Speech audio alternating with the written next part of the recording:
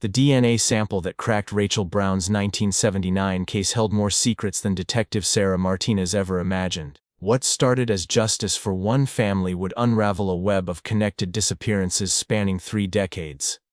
But before we dive into this shocking revelation, make sure to subscribe to Silent Evidence Reveal and hit that notification bell, because the truth we're about to uncover will change everything you thought you knew about the Rachel Brown case. When genetic genealogy identified David Hoffman as Rachel's killer in 2019, investigators thought they had closed the book on Fresno County's most haunting mystery. They were wrong. The same DNA evidence that brought justice for Rachel would soon reveal connections to 4 other missing women, a pattern of predatory behavior that law enforcement had missed for 40 years, and family secrets that would destroy the very people who had fought hardest for the truth. This is the story of what happened after Rachel Brown's case was solved, and why sometimes justice is just the beginning of an even darker truth. Chapter 20. The unexpected connection. Detective Sarah Martinez stared at the computer screen in disbelief, her coffee growing cold as she processed the implications of what she was seeing. It was March 15, 2020, 4 months after David Hoffman had been sentenced to life in prison for Rachel Brown's murder. The case that had consumed 3 years of her life should have been closed, filed away with the satisfaction that comes from bringing a killer to justice after 4 decades. But the CODIS alert blinking on her screen suggested that Rachel Brown's case was far from over. The combined DNA index system had found a match: David Hoffman's genetic profile connected to evidence collected from an unsolved case in Riverside County, California. The case file number made Martinez's hands tremble as she clicked to open it. The 1983 disappearance of Jennifer Walsh, a 19-year-old college student who had vanished from the UC Riverside campus on a warm September evening. Martinez had heard whispers about the Walsh case during her early days in law enforcement. It was one of those legendary unsolved mysteries that older detectives discussed in hushed tones, a case that had broken careers and haunted investigators who could never find answers. Jennifer Walsh had been walking back to her dormitory from the library when she simply vanished, leaving behind only her backpack found 3 days later in a drainage canal, soaked and empty except for waterlogged textbooks. The DNA match came from trace evidence that had been overlooked for 37 years: microscopic skin cells, found under the metal clasp of Jennifer's backpack, preserved by chance and finally analyzed using techniques that hadn't existed in 1983. The genetic profile was incomplete, degraded by decades and environmental exposure, but sophisticated enough to match David Hoffman's DNA with mathematical certainty that exceeded 1 in several billion. Martinez leaned back in her chair, her mind racing through the implications. If Hoffman had killed Jennifer Walsh in 1983, then Rachel Brown's 1979 murder wasn't an isolated crime of opportunity. It was part of a pattern, a series of predatory attacks that had spanned years and possibly crossed state lines.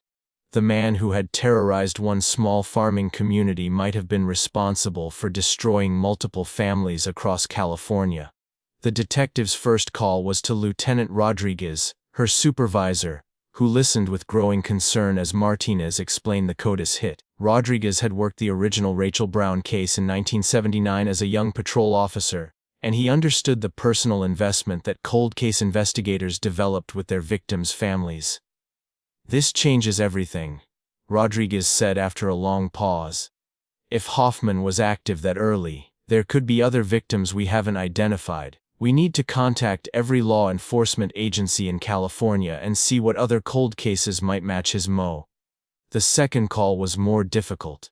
Martinez dialed the number she had memorized during 3 years of regular contact with the Brown family. Margaret Brown, now in her 80s but still sharp and engaged. "Detective Martinez. Has something happened with David's appeal?" Martinez took a deep breath. "Mrs. Brown, we've discovered something that might connect your daughter's case to other crimes. I need to meet with you and discuss some new developments." The silence on the other end of the line stretched for nearly 30 seconds before Margaret spoke, her voice steady but strained. "Other families went through what we experienced. It's possible. We're still investigating, But I wanted you to hear this from me directly rather than from news reports. Margaret Brown had spent 41 years seeking justice for her daughter, and Martinez knew that learning about potential additional victims would reopen wounds that had barely begun to heal. But the family deserved to know the truth, even if that truth was more complex and painful than they had imagined. The meeting took place at the Brown family's farm, the same kitchen where Martinez had delivered news of Rachel's killer being identified. Margaret sat at the familiar table, flanked by her son Michael and daughter-in-law Susan, as Martinez explained the DNA connection to Jennifer Walsh's case. "You're telling me that animal hurt other girls?" Margaret's voice carried the quiet fury that Martinez had learned to recognize in victims' family members who discovered the true scope of the crimes that had devastated their lives. "We're still investigating, but the DNA evidence is conclusive. David Hoffman was connected to Jennifer Walsh's disappearance in 1983. Michael Brown, now in his 50s and a successful insurance agent, struggled to process the information. We spent decades thinking Rachel was killed by someone who just happened to be in the wrong place at the wrong time. Now you're saying it was planned, that he was hunting girls." Martinez nodded slowly. "Serial predators often develop patterns over time. They become more sophisticated, more careful about avoiding detection. Rachel might have been one of his early victims, before he learned to cover his tracks more effectively." The conversation continued for over 2 hours as Martinez explained how modern investigations approached serial crime patterns and what resources would be devoted to identifying other potential victims. She promised to keep the family informed of any developments while cautioning them that the investigation could take months or years to complete. As Martinez drove back to the sheriff's department, she reflected on how cold case work often revealed layers of tragedy that extended far beyond the original crimes. The Brown family had found closure through David Hoffman's conviction, but now they faced the devastating realization that their daughter's death was part of a larger pattern of violence that had destroyed multiple families. The investigation that followed would test Martinez's skills as a detective and challenge her emotional resilience in ways that even the original Rachel Brown case hadn't prepared her for. She was about to discover that some criminals leave behind legacies of destruction that span decades, and that bringing one killer to justice sometimes reveals an even darker truth about the nature of predatory behavior. Chapter 2. Building the profile. The war room that Martinez established in the Fresno County Sheriff's Department's basement looked like a shrine to unsolved tragedy. 7 large whiteboards lined the walls, each dedicated to a different missing woman whose case showed potential connections to David Hoffman's pattern of behavior. Red string connected photographs, dates, and locations, creating a visual web that revealed the scope of a predatory career that had spanned at least 15 years.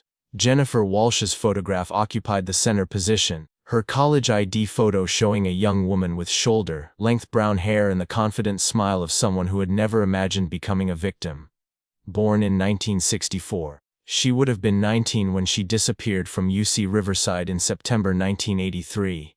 The case file from Riverside County painted a picture of a responsible student majoring in education, planning to become an elementary school teacher, who had no history of risky behavior or dangerous associations. Dr. Patricia Hendricks, a criminal psychologist from the FBI's Behavioral Analysis Unit, arrived in Fresno on March 30 to help develop a comprehensive profile of Hoffman's crimes.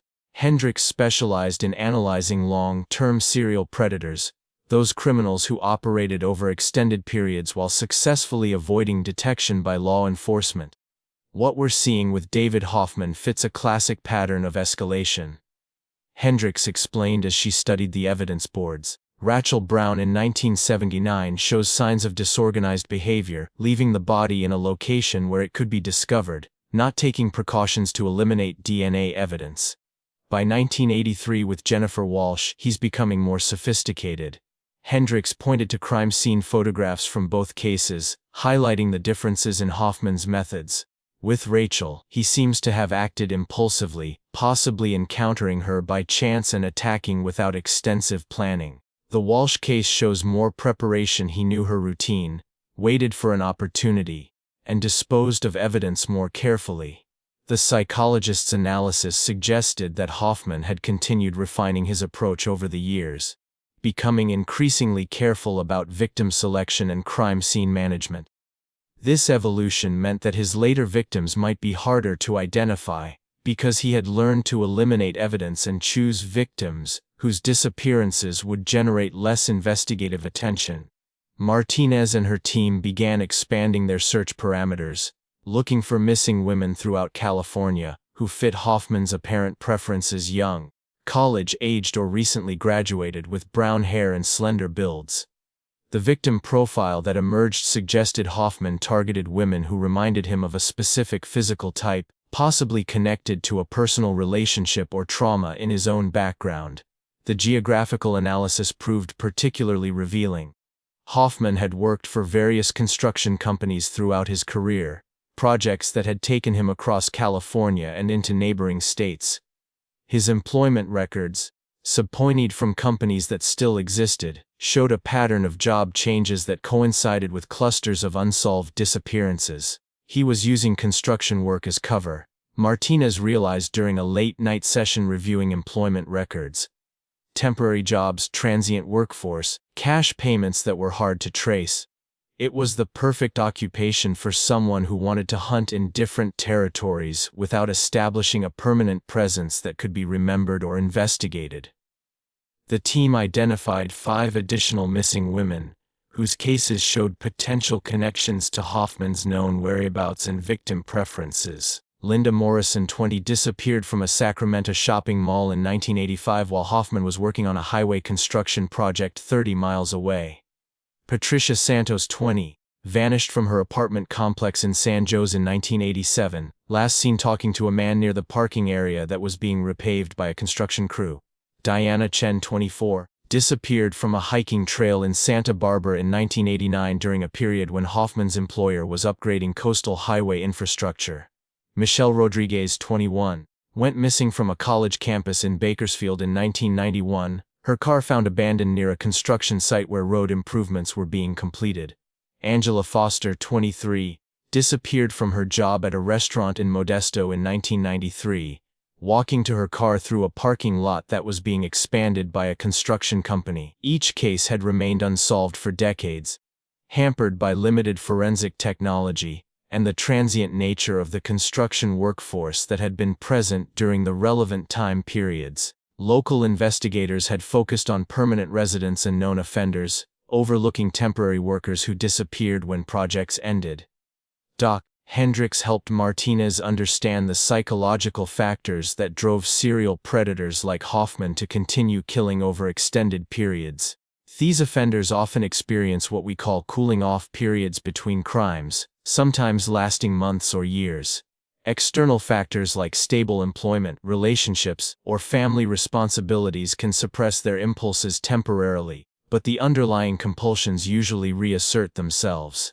The analysis suggested that Hoffman's career pattern, taking construction jobs in new areas, identifying potential victims, and then moving on to different locations, represented a sophisticated strategy for avoiding detection. He could commit crimes in communities where he had no permanent ties, then disappear before intensive investigations could focus on transient workers. Martinez began coordinating with law enforcement agencies in the counties where the additional victims had disappeared, requesting that cold case files be reviewed for any physical evidence that might yield DNA matches to David Hoffman. The process was complicated by the fact that many agencies had different evidence storage protocols, and some crucial materials had been destroyed or lost over the decades. The investigation was also hampered by Hoffman's advanced age and deteriorating health. At 78, he was serving his sentence in the medical facility at California State Prison, suffering from diabetes and early-stage dementia that made questioning increasingly difficult. Martinez realized that time was running out to extract additional information from the man who might hold the keys to solving multiple cold cases. The breakthrough came from an unexpected source. While reviewing Jennifer Walsh's case file, Martinez discovered that Riverside County investigators had collected soil samples from the location where her backpack was found. The samples had been stored for 37 years in climate-controlled evidence storage, waiting for forensic techniques that could extract useful information from trace materials. Modern soil analysis could identify microscopic particles that indicated where evidence had been located before being moved, potentially revealing secondary crime scenes or burial locations that had never been discovered. If Jennifer Walsh's backpack had been contaminated with soil from the location where she was killed, the analysis might provide geographical clues that could lead to her remains. Martinez arranged for the soil samples to be analyzed by a specialized forensic geology laboratory at UC Davis, explaining the potential significance of the evidence to investigators who had never seen such techniques applied to decades-old cases. The process would take several weeks, but it represented the best hope for finding Jennifer Walsh after 37 years of uncertainty. As the investigation expanded to encompass multiple states and dozens of potential victims, Martinez found herself becoming the central coordinator for what was emerging as one of California's most complex serial crime investigations. The case that had begun with Rachel Brown's murder had evolved into something that could potentially provide closure for numerous families who had spent decades wondering what had happened to their loved ones.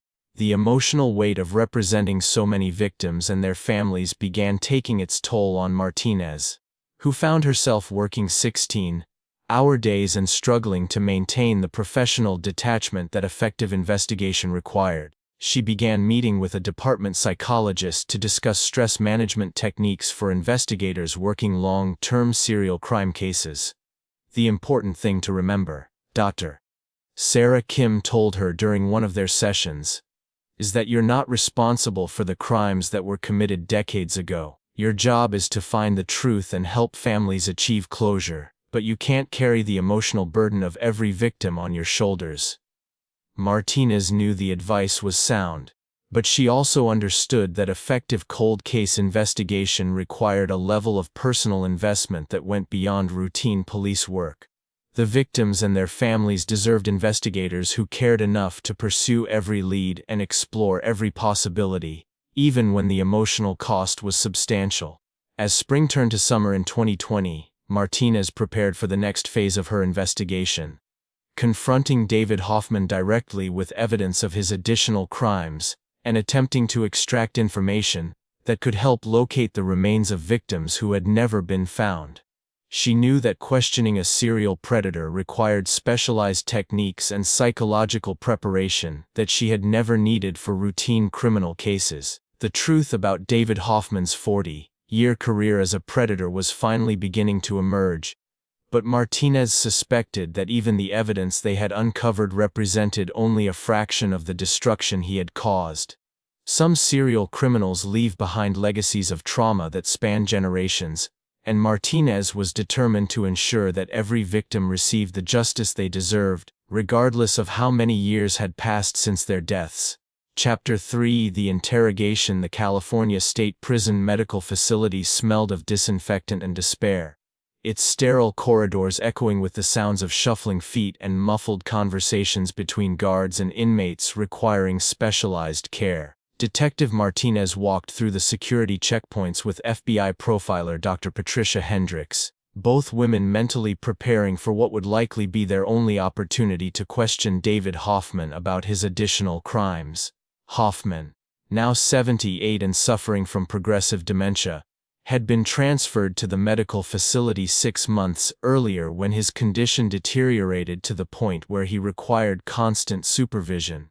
His attorney had initially opposed any interviews, citing his client's diminished mental capacity, but a court order had compelled cooperation after prosecutors presented evidence of the DNA connections to other cases. The interview room was sparse and institutional, containing only a metal table, 3 chairs, and a recording device that would capture every word of what Martinez hoped would be a breakthrough session. Hoffman was wheeled in by a correctional officer, his orange jumpsuit hanging loosely on a frame that had withered considerably since his arrest and conviction for Rachel Brown's murder. Martinez studied the man who had terrorized multiple families for decades, noting how age and illness had transformed him from the confident predator who had evaded justice for 40 years into a confused elderly inmate who seemed startled by his surroundings. His gray hair had thinned to wispy strands, and his hands trembled with the palsy that often accompanied advanced diabetes. "Mr. Hoffman," Martinez began, her voice steady and professional. "I'm Detective Martinez from the Fresno County Sheriff's Department. We've met before during your questioning about Rachel Brown's murder." Hoffman's eyes showed flickers of recognition, but he remained silent, staring at his hands as if trying to remember why he was in this room. Hendricks had warned Martinez that interviewing suspects with dementia required patience and specialized techniques, as their memories became increasingly unreliable and fragmented. "We're here today to discuss some other cases that have DNA evidence connecting you to missing women," Martinez continued. "I'd like to talk about Jennifer Walsh, who disappeared from UC Riverside in 1983. The mention of Jennifer's name produced a visible reaction in Hoffman. His head jerked up, and for a moment his eyes appeared clearer, as if accessing memories that had been buried for decades. He opened his mouth as if to speak, then closed it again, confusion replacing the brief moment of clarity. "Doctor." Hendricks leaned forward slightly, employing the gentle interrogation techniques she had developed for questioning elderly suspects. "David, we know that you knew Jennifer Walsh.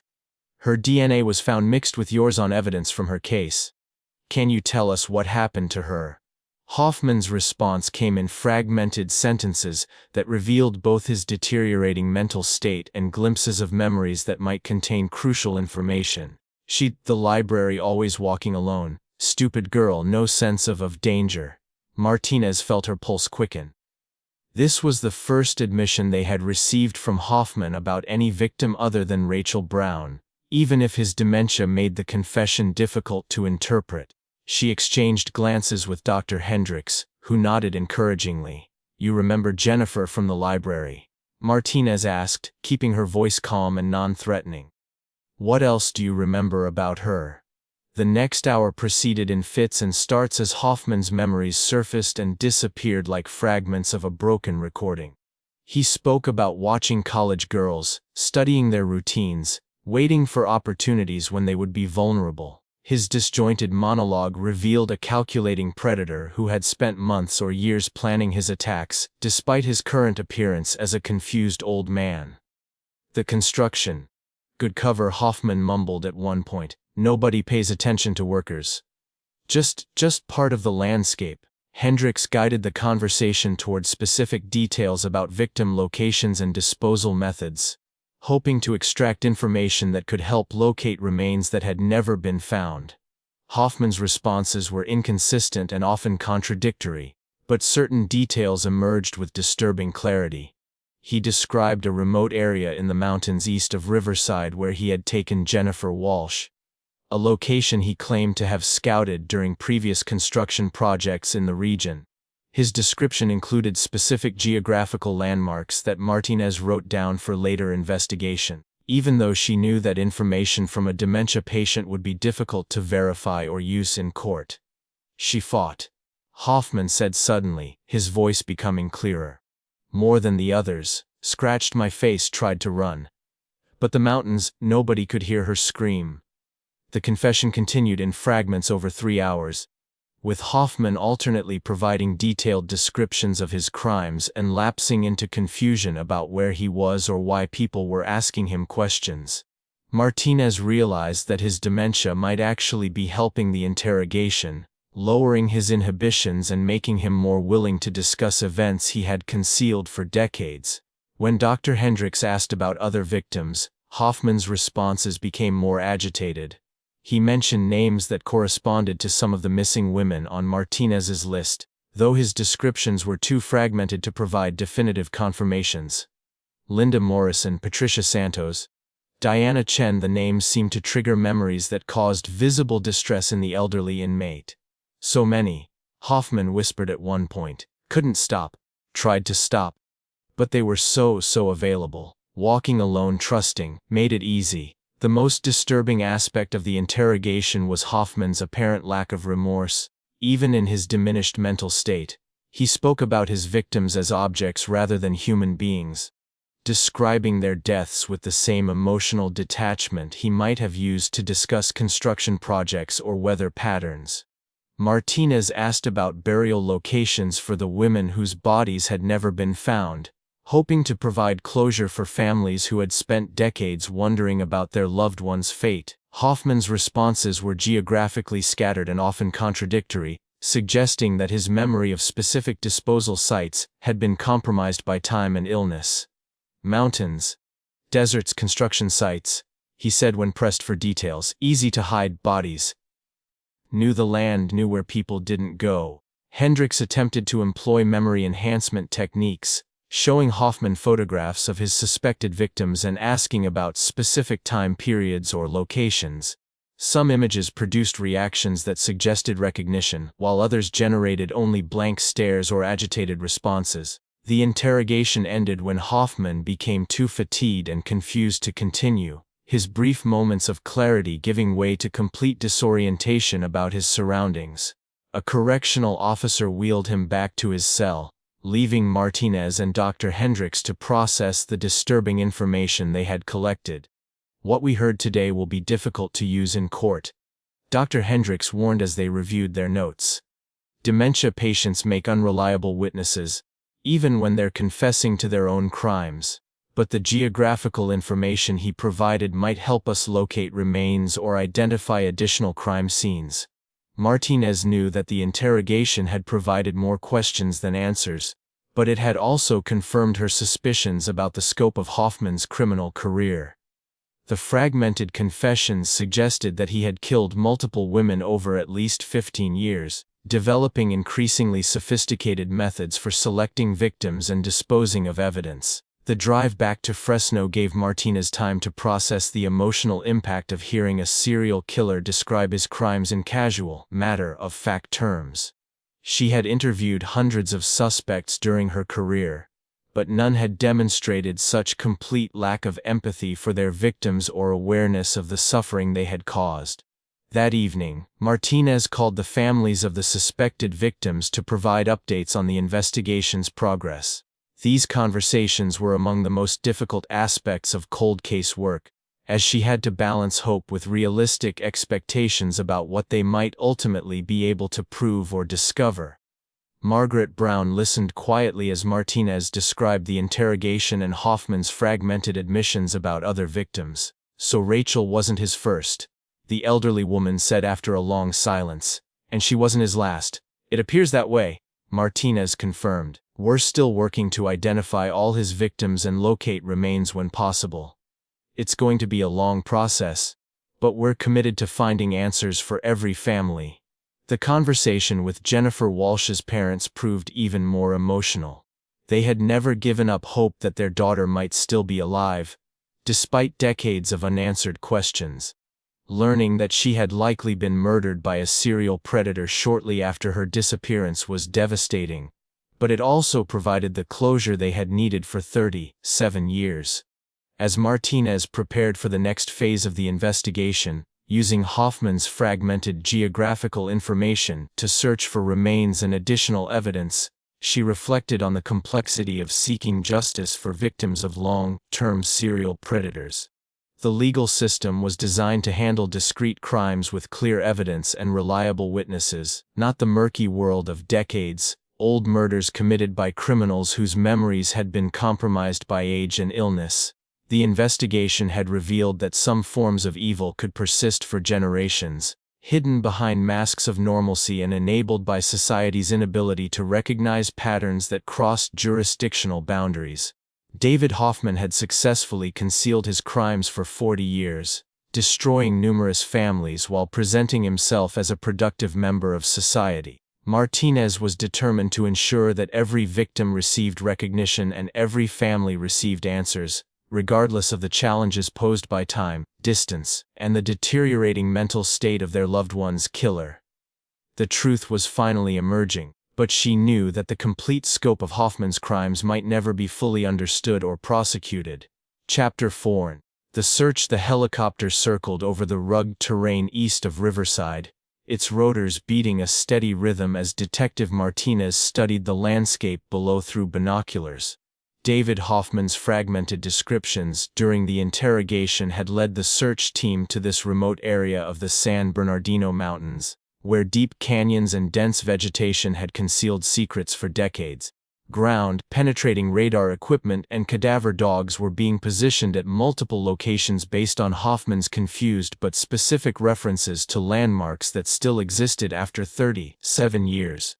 The search for Jennifer Walsh's remains represented the most extensive forensic operation in Riverside County's history, involving specialists from multiple agencies and costing hundreds of thousands of dollars. Dr. Emily Rodriguez, a forensic anthropologist from UCLA, supervised the methodical excavation process that had been underway for 3 days. Her team had identified several locations where soil disturbance patterns suggested possible burial sites, though decades of environmental changes had made precise identification extremely challenging.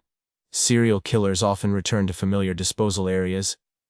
Rodriguez explained to Martinez as they watched search teams carefully excavate a promising location.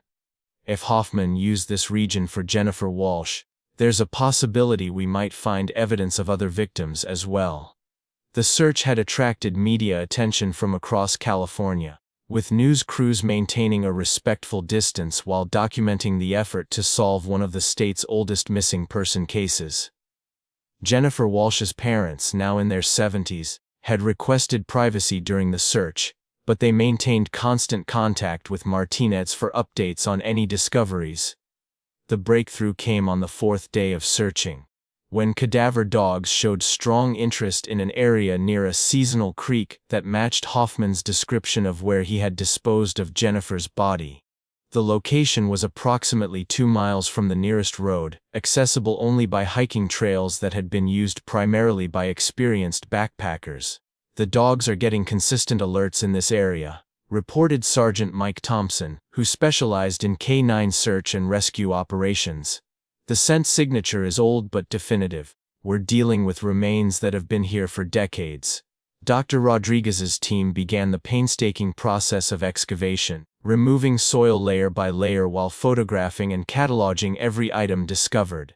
The process was complicated by root growth and seasonal flooding that had disturbed the original burial site, scattering remains across a wider area than would normally be expected. The first bone fragments emerged on day 5, small pieces that Dr. Rodriguez immediately identified as human remains consistent with a young adult female. The preservation was better than expected, aided by the dry mountain climate and the depth at which the body had been buried. "We're finding evidence of perimortem trauma," Dr. Rodriguez reported after examining the skull fragments under field microscopes. "Blunt force injuries consistent with the cause of death being homicidal violence." As more remains were carefully extracted and documented, the search team discovered personal items that had been buried with Jennifer Walsh's body. A class ring from UC Riverside, badly tarnished but still identifiable. Fragments of clothing that matched descriptions from the original missing person report. A digital watch that had stopped working decades earlier. Martinez felt a mixture of satisfaction and sadness as she watched Jennifer Walsh's remains being recovered after 37 years in the mountains. The discovery provided closure for a family that had never stopped hoping for answers, but it also confirmed the worst fears about what had happened to their daughter.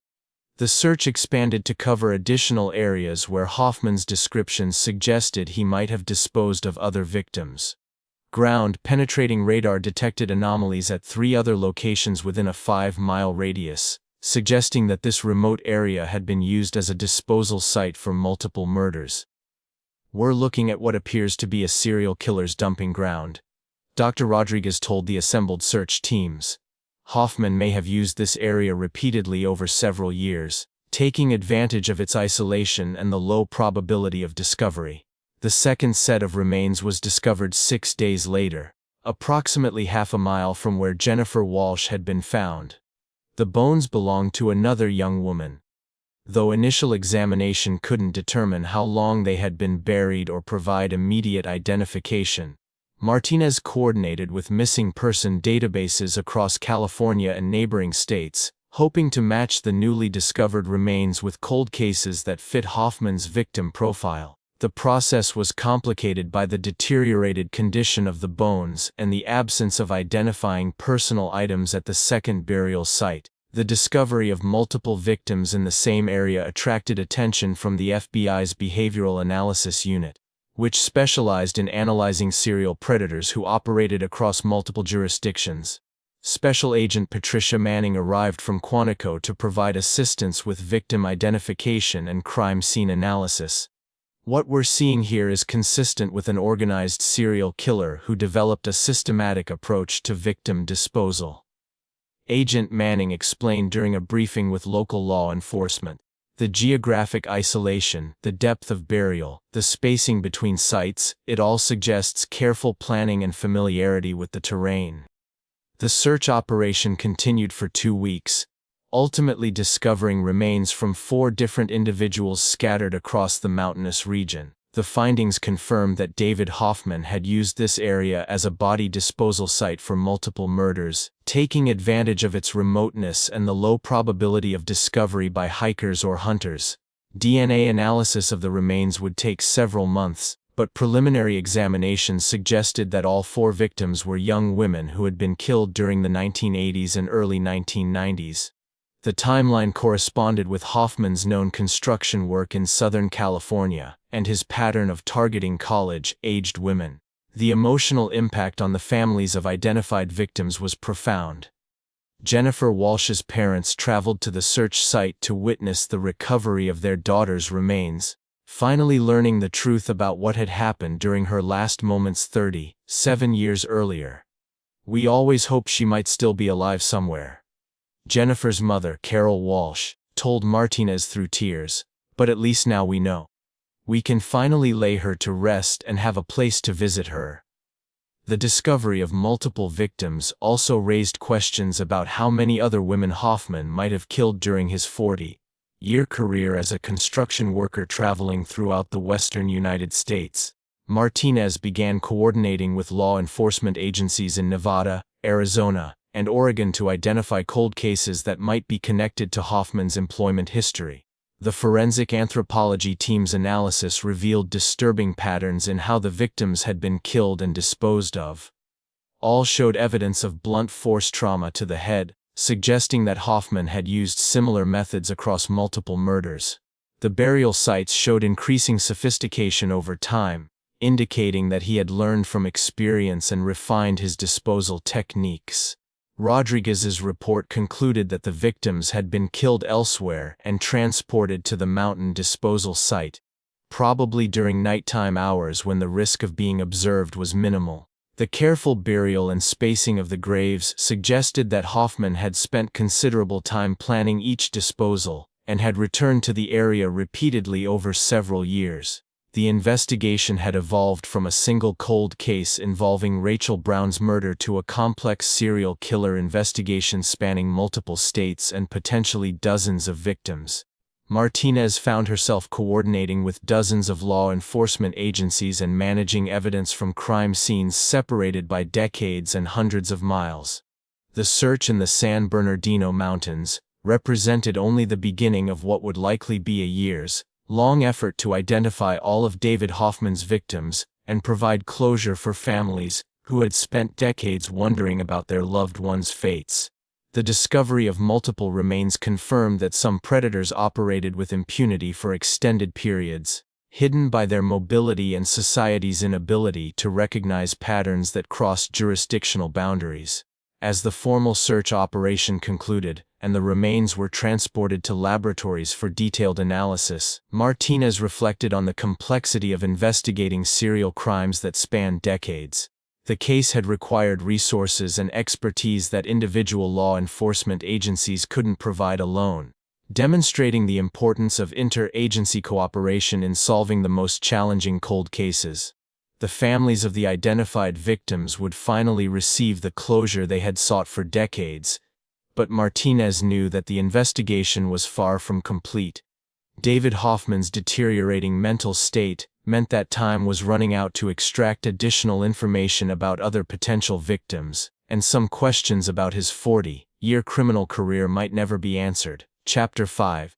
The ripple effect. The conference room at the FBI's field office in Los Angeles buzzed with quiet conversation as investigators from 12 different agencies gathered for the most comprehensive serial killer task force meeting in California's history.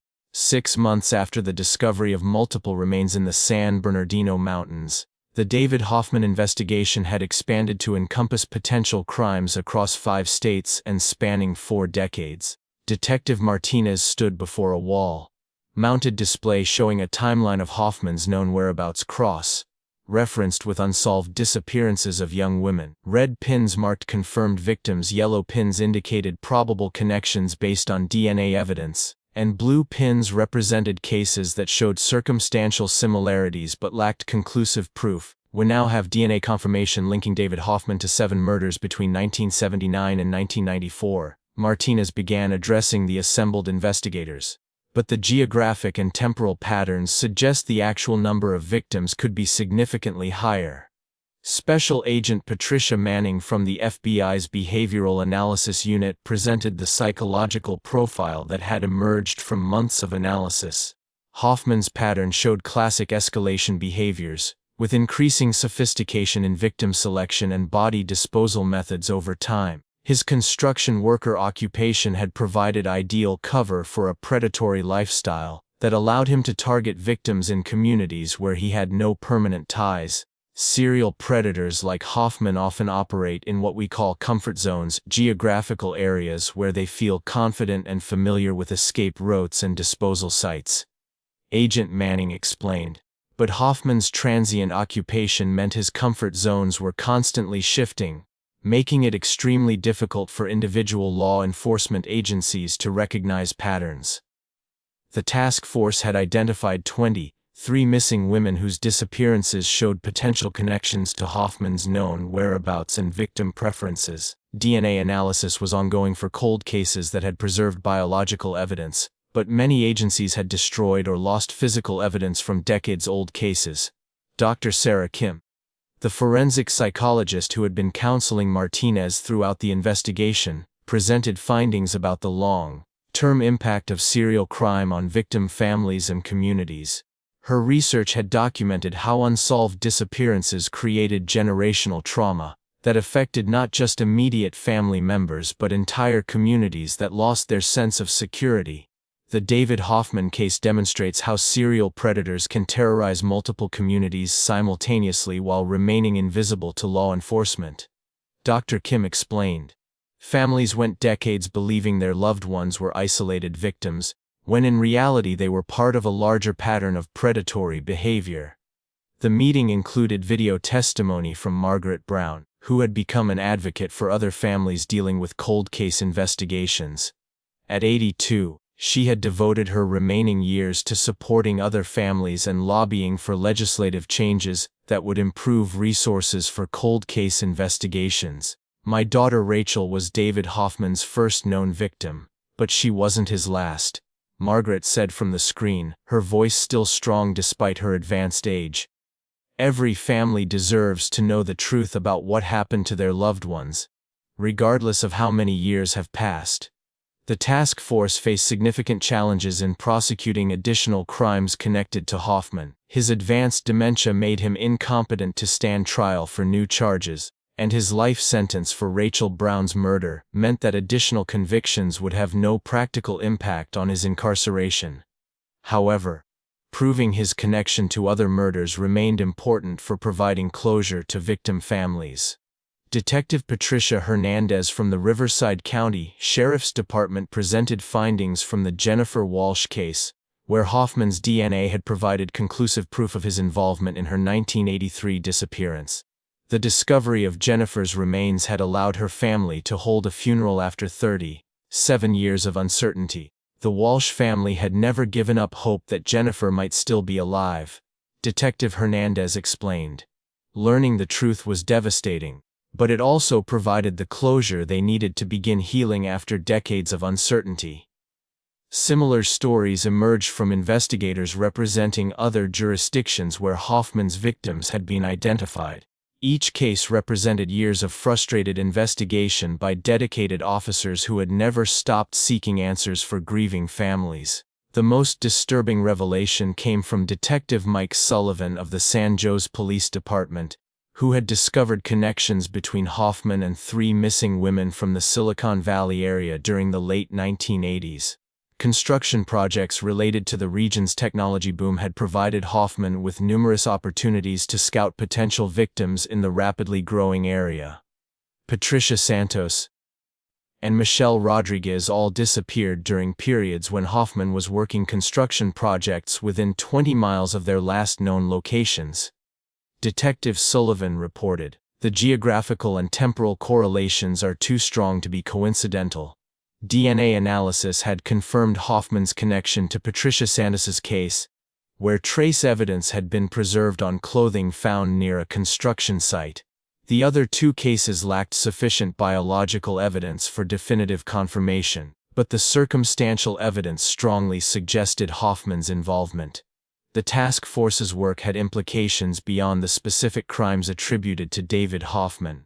The investigation had revealed systematic gaps in how law enforcement agencies shared information about missing persons and unsolved homicides, particularly when crimes crossed jurisdictional boundaries. Agent Manning presented recommendations for improving interagency cooperation in future serial crime investigations. The proposal included standardized databases for missing persons, mandatory DNA collection from all unidentified remains, and protocols for recognizing patterns that might indicate serial predator activity. The David Hoffman case demonstrates how serial killers can exploit jurisdictional boundaries and communication gaps to avoid detection. Agent Manning explained, "We need systems that allow investigators to identify patterns across multiple agencies and time periods." The meeting concluded with commitments from each participating agency to continue investigating cold cases that might be connected to Hoffman's criminal career.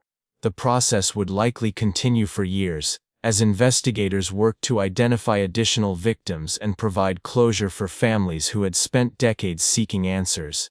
Martinez reflected on how the investigation had evolved from a single cold case into one of the most comprehensive serial killer investigations in California history. The work had consumed 3 years of her career and required resources from dozens of agencies, but it had also provided closure for multiple families and potentially prevented future crimes by removing a dangerous predator from society. The ripple effects of the investigation extended beyond the immediate victims and their families. Communities that had been terrorized by unsolved disappearances for decades finally understood that their tragedies were part of a larger pattern. The randomness that had made the crimes so frightening was revealed to be part of a calculated predatory strategy.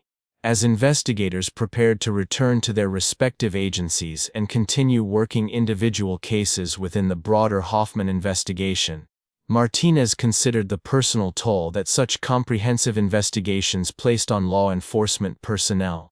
The emotional weight of representing dozens of victims and their families required support systems that many agencies were unprepared to provide.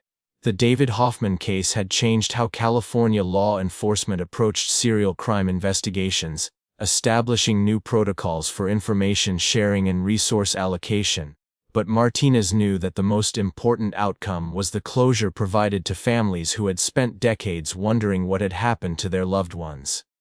Chapter 6C, Legacy of Truth. 2 years after the discovery of multiple victims in the San Bernardino Mountains, Detective Martinez stood in the Fresno County Courthouse watching Margaret Brown address a packed courtroom during the final hearing related to David Hoffman's crimes.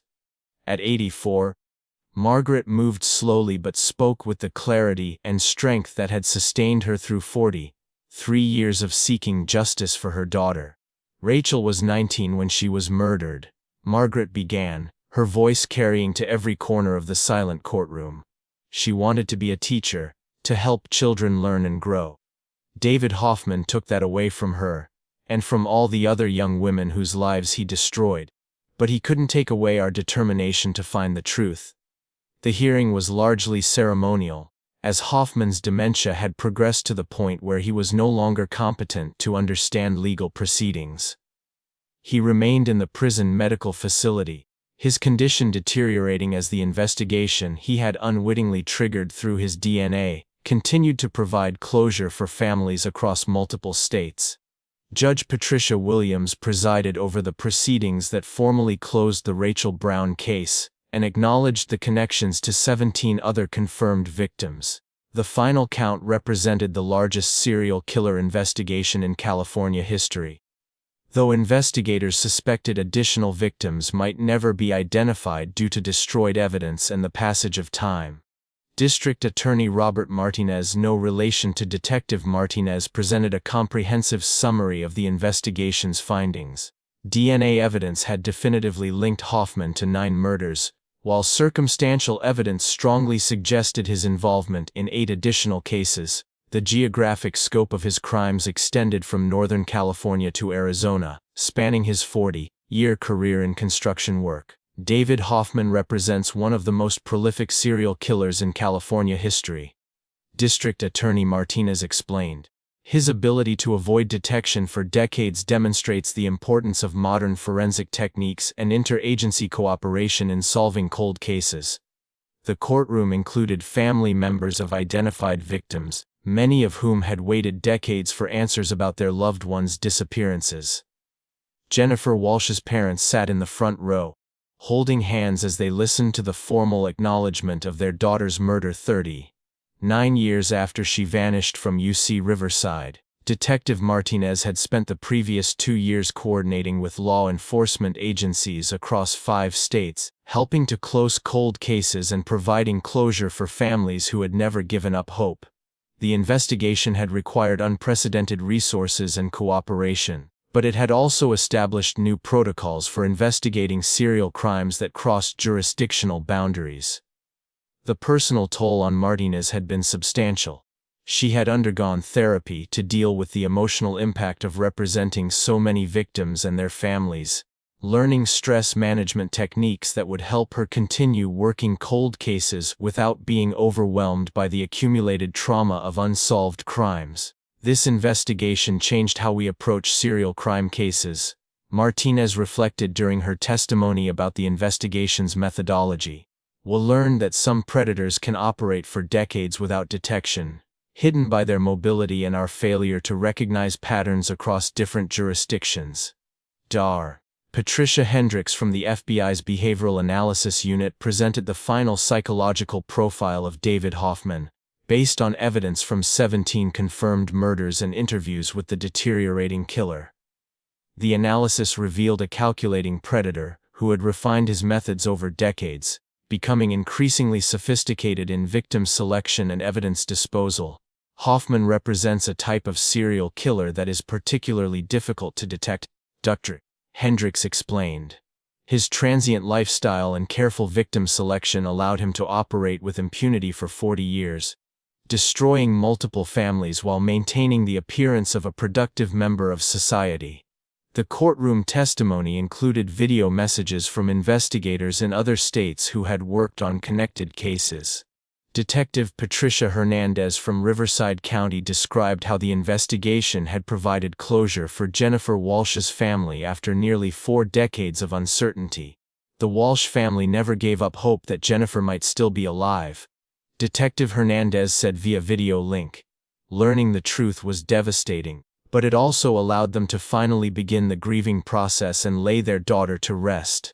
Similar messages came from investigators in Nevada, Arizona, and Oregon, where additional victims had been identified through the expanded investigation. Each case represented years of frustration for local law enforcement and decades of anguish for victim families who had never received answers about their loved ones' disappearances.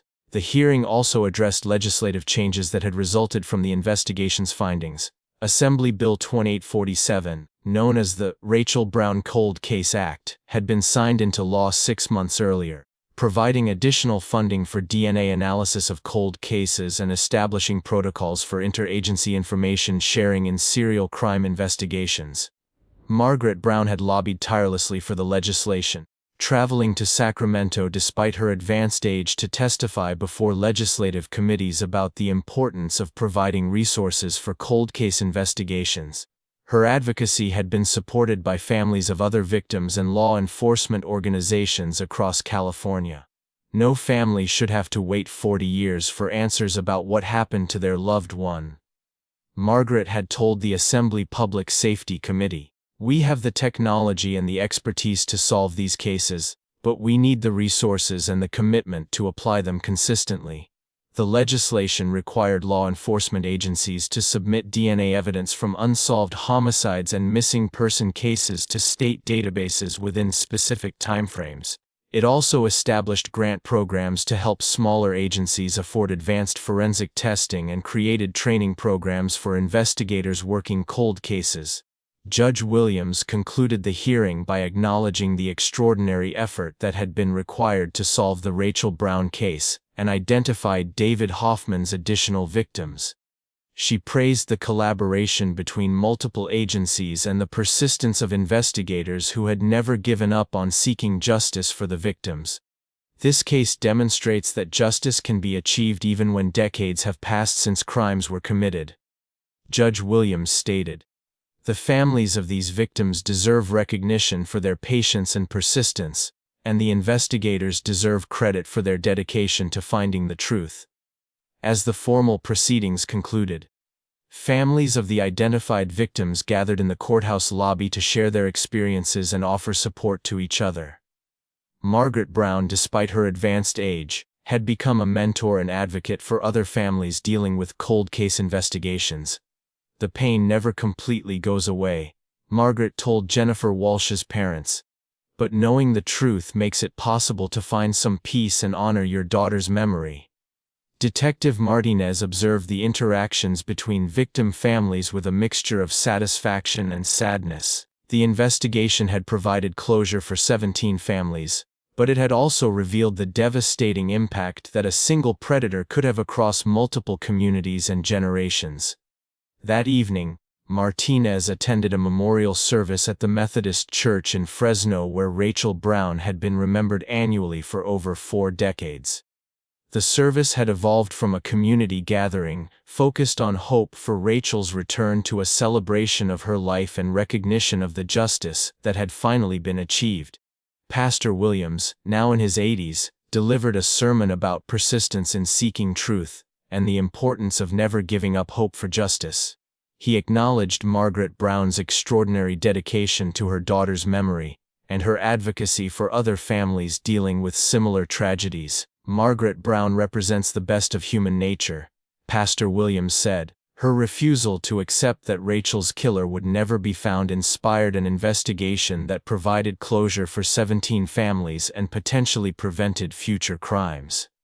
The service included readings from family members of other identified victims, creating a community of people who had been connected by tragedy but united in their determination to seek justice for their loved ones. The gathering demonstrated how cold case investigations could create lasting bonds between people who had never met but shared similar experiences of loss and hope. As Martinez drove home from the memorial service, she reflected on how the Rachel Brown case had changed her understanding of law enforcement's role in serving victim families. Cold case work required not just investigative skills, but also the emotional resilience to support families through decades of uncertainty, and the patience to pursue leads that might not produce results for years. The David Hoffman investigation had consumed nearly 4 years of her career, but it had also provided closure for 17 families and established new protocols that would help solve future cold cases more efficiently. The work had been emotionally demanding, but it had also demonstrated the importance of never giving up on seeking justice for victims, regardless of how much time had passed since their deaths. 3 months later, Martinez received news that David Hoffman had died in the prison medical facility, his dementia having progressed to the point where he no longer recognized his surroundings or understood his circumstances. His death closed a chapter on one of California's most prolific serial killers. But the investigation he had triggered would continue for years as additional cold cases were examined for potential connections. Margaret Brown's reaction to news of Hoffman's death was characteristically measured. "I'm not glad he's dead," she told Martinez during a phone call. I'm glad he can't hurt anyone else, and I'm grateful that we were able to find the truth about what he did to our daughters." The investigation had revealed that some forms of evil could persist for generations, hidden behind masks of normalcy and enabled by society's inability to recognize patterns that spanned multiple jurisdictions and decades. But it had also demonstrated that persistence, advanced forensic science, and inter-agency cooperation could eventually bring even the most elusive predators to justice. Margaret Brown continued her advocacy work for cold case investigations until her death at age 86, 2 years after David Hoffman's conviction. Her funeral was attended by hundreds of people, including law enforcement officers from across California and family members of victims, whose cases had been solved through techniques pioneered during the Rachel Brown investigation. Detective Martinez delivered the eulogy, describing Margaret Brown as an extraordinary woman who had transformed personal tragedy into a mission that helped dozens of other families find closure. Her persistence had changed how California approached cold case investigations and had provided a model for victim advocacy that would inspire future generations. The Rachel Brown case had begun as a single unsolved murder from 1979, but it had evolved into one of the most comprehensive serial killer investigations in American history. The truth that emerged was more complex and disturbing than anyone had imagined, but it had provided closure for 17 families and potentially prevented future crimes by exposing a predator who had operated with impunity for 4 decades.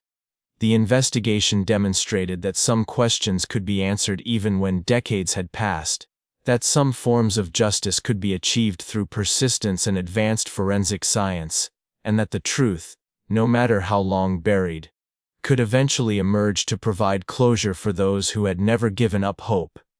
Epilogue: The enduring truth. 5 years after David Hoffman's conviction for Rachel Brown's murder, Detective Sarah Martinez stood in the newly dedicated cold case unit at the Fresno County Sheriff's Department, surrounded by evidence boxes and computer terminals that represented the future of investigative technology. The unit had been established using funding from the Rachel Brown Cold Case Act, and it bore Margaret Brown's name in recognition of her extraordinary advocacy for victim families.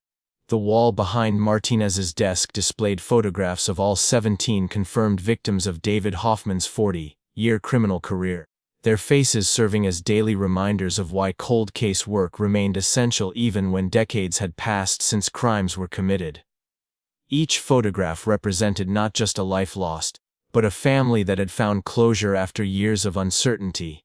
The technological advances that had made the Hoffman investigation possible continued to evolve, with new DNA analysis techniques providing hope for solving cases that had previously seemed impossible to crack. Martinez had become a recognized expert in genetic genealogy applications, consulting with law enforcement agencies across the country on cold case investigations. The Margaret Brown Cold Case Unit had solved 12 additional cases in its first 3 years of operation, providing closure for families who had waited decades for answers about their loved ones' disappearances. The unit's success had led to similar programs being established in counties throughout California and other states. Dr. Sarah Kim, the forensic psychologist who had counseled Martinez throughout the Hoffman investigation, had published research about the long-term impact of cold case resolutions on victim families and communities. Her findings demonstrated that solving decades-old cases provided measurable psychological benefits for families and helped communities process collective trauma. The David Hoffman case changed our understanding of how serial predators can operate undetected for extended periods, Dr. Kim had written in her comprehensive study. But it also demonstrated the healing power of truth, even when that truth comes decades after crimes were committed. The investigation had influenced law enforcement training programs across the country, with courses developed specifically for recognizing patterns that might indicate serial predator activity.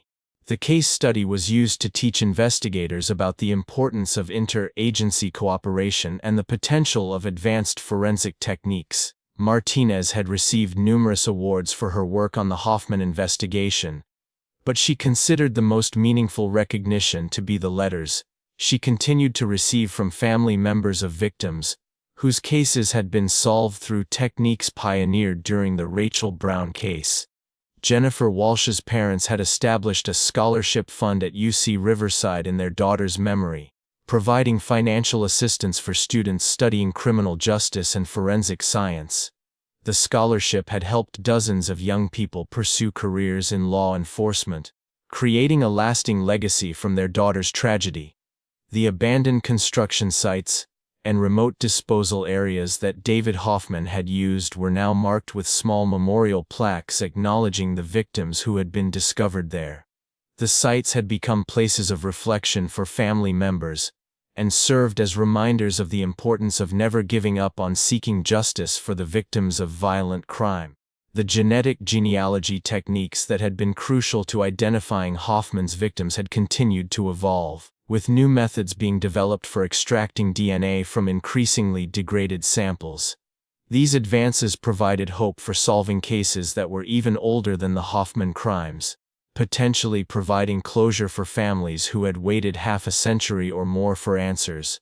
Martinez had trained dozens of investigators in advanced cold case techniques, sharing the knowledge gained from the Hoffman investigation with law enforcement agencies across the country. Her expertise was regularly sought by agencies dealing with complex serial crime investigations and unsolved cases that had stymied investigators for decades.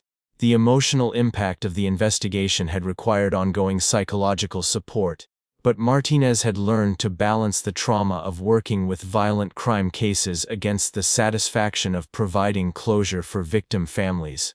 She had developed techniques for maintaining professional perspective while still caring deeply about the outcomes of her cases. The David Hoffman investigation had demonstrated that some predators could operate for decades without detection, but it had also proven that modern forensic science and persistent investigation could eventually bring even the most elusive criminals to justice. The case had changed how law enforcement approached serial crime investigations and had provided a model for interagency cooperation that had been replicated across the country. As Martinez prepared to retire after 30 years in law enforcement, she reflected on how the Rachel Brown case had defined the most important work of her career.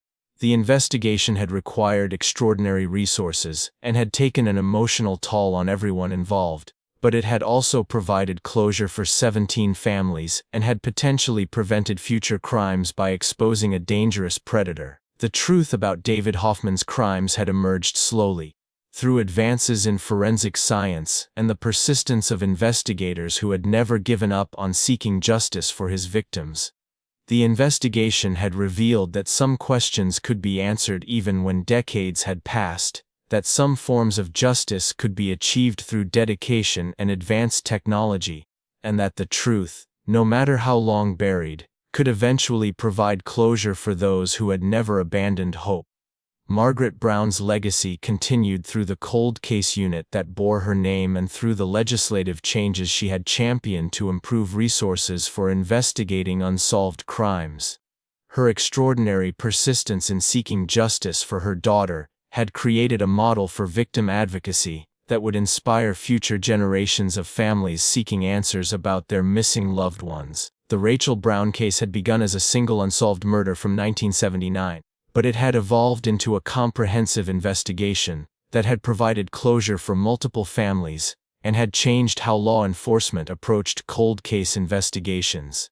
The truth that emerged was more complex and disturbing than anyone had imagined, but it had demonstrated that some forms of justice could transcend time, and that some mysteries could be solved through the persistent application of advancing forensic science. The story of Rachel Brown, David Hoffman, and the investigation that connected them would continue to influence law enforcement training and victim advocacy programs for generations to come.